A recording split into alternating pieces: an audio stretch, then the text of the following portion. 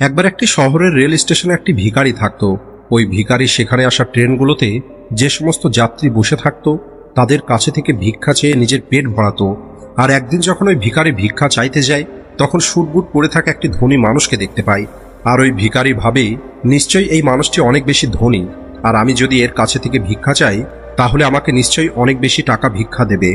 এরপরে ভিখারি ওই ধনী মানুষটার কাছে গিয়ে ভিক্ষা চাওয়া শুরু করে।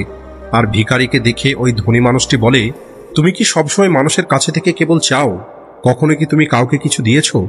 এটা শুনে ভিখারি অবাক হয়ে বলে, সাহেব, আমি তো হলাম একটি ভিখারি। আমি মানুষের কাছে থেকে ভিক্ষা করে নিজের জীবন চালাই। আমার এতটা ক্ষমতা কোথায় যে আমি কাউকে কিছু দিতে পারবো? এরপরে ওই ধনী লোকটি বলে, যেহেতু তুমি কাউকে কোনো কিছু দিতে পারবে না, তাহলে তোমারও কারোর কাছে থেকে কোনো কিছু চাওয়ার অধিকার নেই। আমি হলাম একটি বিজনেসম্যান, আর আমি লেনদেনে বিশ্বাস করি। যদি তোমার কাছে আমাকে দেওয়ার মতো কিছু থাকে তাহলে আমি তার পরিবর্তে তোমাকে কিছু দিতে পারি, আর যদি তুমি আমাকে কিছু দিতে না পারো তাহলে আমিও তোমাকে কোনো কিছুই দিতে পারবো না। এরপরে ওই ধনী লোকটি ট্রেন থেকে নেমে পড়ে এবং সেখান থেকে চলে যায়। এদিকে ভিখারি বসে বসে ওই বিজনেসম্যানের বলা কথাটি ভাবতে থাকে। ভিখারি ভাবে যে আমি এতদিন পর্যন্ত ভিক্ষা করছি, এমন কথা তো আমাকে আজ পর্যন্ত কেউ বলেনি। যদিও ওই বিজনেসম্যান খারাপ কিছু বলেনি, সত্যিই তো আমি যদি কাউকে কোনো কিছু দিতে না পারি তাহলে আমি কি করে অন্য মানুষের কাছে থেকে চাইতে পারি? আর এরপরে ওই ভিখারি ভাবে হয়তো এই কারণেই মানুষজন আমাকে বেশি টাকা দিতে চায় না, কারণ ওই ভিক্ষার পরিবর্তে আমি কোনো মানুষকেই কোনো কিছু দিতে পারি না। এরপরে ভিখারি ভাবে, কিন্তু আমি তো একজন ভিখারি, আমি অন্য একটি মানুষকে কি দিতে পারি? আমার কাছে দেবার মতো তো কিছুই নেই। কিন্তু এই কথাটাও সত্যি, আমি আর কতদিন একটি মানুষকে কোনো কিছু না দিয়ে কেবল মানুষের কাছে চাইতে থাকবো? আর সবশেষে ভিখারি সিদ্ধান্ত নেয়, আজকের পরে যে মানুষই তাকে ভিক্ষা দেবে, আজ থেকে ওই ভিখারি তাকে তার পরিবর্তে কিছু না কিছু অবশ্যই দেবে। কিন্তু এখন ভিখারির ব্রেনে এই কথাটা চলছিল, যেহেতু সে নিজেই একটি ভিখারি, তাহলে ভিক্ষার পরিবর্তে সে অন্যদের কি দিতে পারে? আর এই কথাটা চিন্তা করতে করতে দুদিন পার হয়ে যায়। আর ওই দুদিন পর্যন্ত ভিখারি কোনো রকমের ভিক্ষা করেনি। আর ওই ভিখারি 2 দিন পর্যন্ত নিজের প্রশ্নের উত্তর খুঁজে পায়নি।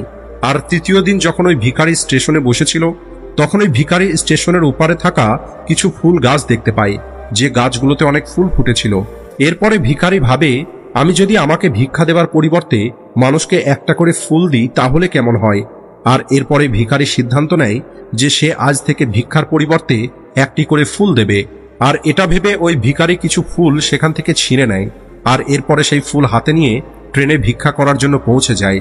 আর যখনই ওই ভিখারিকে কেউ ভিক্ষা দিত, ওই ভিখারি সামনের মানুষটিকে একটি ফুল দিত, আর ওই ফুলটা মানুষ খুশি হয়ে নিজের কাছে রেখে দিত। এখন ভিখারি প্রতিদিন ফুল ছিঁড়ে নিয়ে আসতো, আর যাদের কাছে থেকে ভিক্ষা নিত তাদেরকে একটা করে ফুল দিয়ে দিত। আর কিছুদিনের মধ্যেই ওই ভিখারি এটা দেখতে পায় যে এখন তাকে অনেক বেশি মানুষ ভিক্ষা দেওয়া শুরু করেছে। যতক্ষণ পর্যন্ত তার কাছে ফুল থাকতো ততক্ষণ পর্যন্ত মানুষ তাকে বেশি বেশি ভিক্ষা দিত, কিন্তু যখনই ফুল শেষ হয়ে যেত তখন তাকে আর কেউ ভিক্ষা দিত না। আর এভাবেই প্রতিদিন চলতে থাকে। আর একদিন যখন ওই ভিখারি ভিক্ষা করার জন্য ট্রেনে ওঠে তখন ওই ভিখারি দেখতে পায় সেই বিজনেসম্যানটা ট্রেনে বসে আছে, যার কারণে সে আজ ভিক্ষার পরিবর্তে মানুষকে ফুল দেওয়া শুরু করেছে। এরপরে ওই ভিখারি দ্রুত ওই বিজনেসম্যানের কাছে পৌঁছে যায় আর ভিক্ষা চাওয়ার পরে বলে, আজ আমার কাছে আপনাকে দেওয়ার জন্য কিছু আছে, আপনি আমাকে ভিক্ষা দিন, তাহলে এর পরিবর্তে আমি আপনাকে কয়েকটা ফুল দেব। এরপরে ওই বিজনেসম্যান ওই ভিখারিকে কিছু টাকা দেয়, আর ওই ভিখারি কিছু ফুল ওই বিজনেসম্যানকে দিয়ে দেয়। ওই বিজনেসম্যানের ভিখারির এই ব্যবহারটা খুবই ভালো লাগে। আর ওই বিজনেসম্যান বলে, আজ তো তুমিও আমার মতো একটি বিজনেসম্যান হয়ে গেছো। এটা বলার পরেই ফুল নিয়ে ওই বিজনেসম্যান স্টেশনে নেমে পড়ে এবং সেখান থেকে চলে যায়। এদিকে আরো একবার ওই বিজনেসম্যানের বলা কথা ওই ভিখারি চিন্তা করা শুরু করে। ওই ভিখারি ভাবে যে আমি কি করে বিজনেসম্যান হতে পারি। আর অনেক ভাবার পরে ওই ভিখারি বুঝতে পারে এখন সেও জীবনে সফল হতে পারবে, কারণ এখন সে সফলতার সিক্রেটটা জেনে গেছে। এরপরে ভিখারি ট্রেন থেকে নেমে পড়ে আর জোরে চিৎকার করে আকাশের দিকে তাকিয়ে বলে, আমি কোনো ভিখারি নই, আমি হলাম একটি ব্যবসায়ী। আমিও ওই ধনী বিজনেসম্যানের মতোই হতে পারবো, আমিও ধনী হতে পারবো।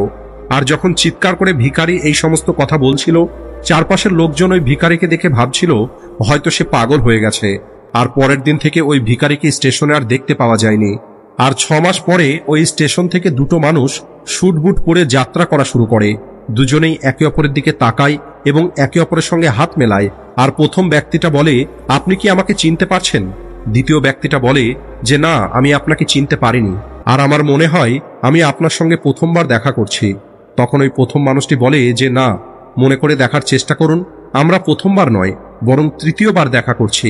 এরপরে দ্বিতীয় ব্যক্তিটি বলে, কিন্তু আমার মনে পড়ছে না যে আমরা এর আগে দুবার কখন দেখা করেছিলাম।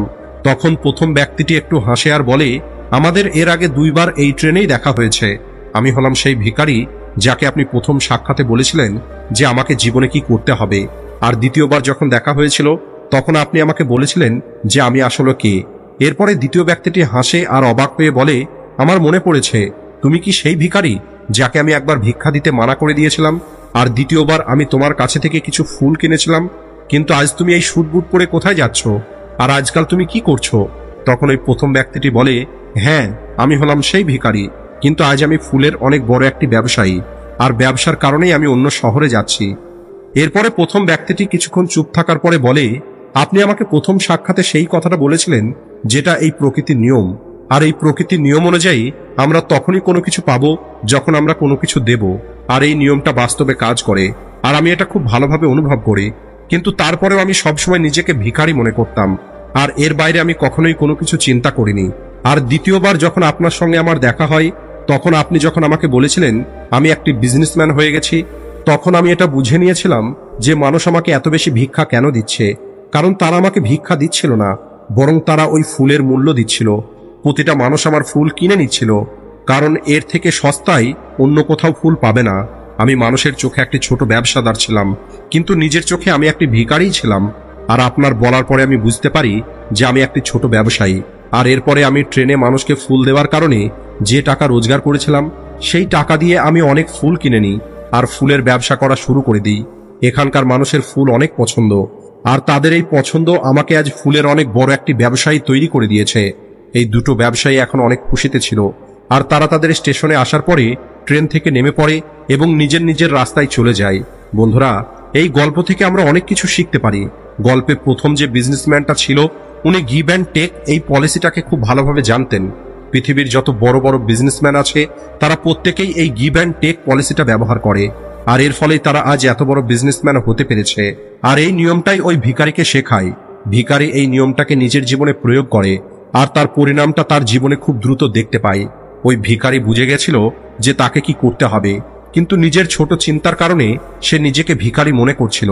সে নিজেকে চিনতে পারেনি, সে নিজের আত্মসম্মানটাকে বুঝতে পারেনি, যার কারণে সে তার চিন্তাটাকে পরিবর্তন করতে পারেনি। তাই যদি আপনিও আপনার চিন্তাকে পরিবর্তন করে নেন তাহলে আপনি যে কোনো কিছু অর্জন করতে পারবেন। যদি আমরা নিজেকে ছোট মনে করতে থাকি তাহলে আমরা ছোট হয়েই থেকে যাব। জীবনে বড় হবার জন্য আমাদের চিন্তাকে পরিবর্তন করতেই হবে। আমাদের নিজের সম্পর্কে বড় কিছু চিন্তা করতে হবে, তারপরে আমরা জীবনে বড় হতে পারবো।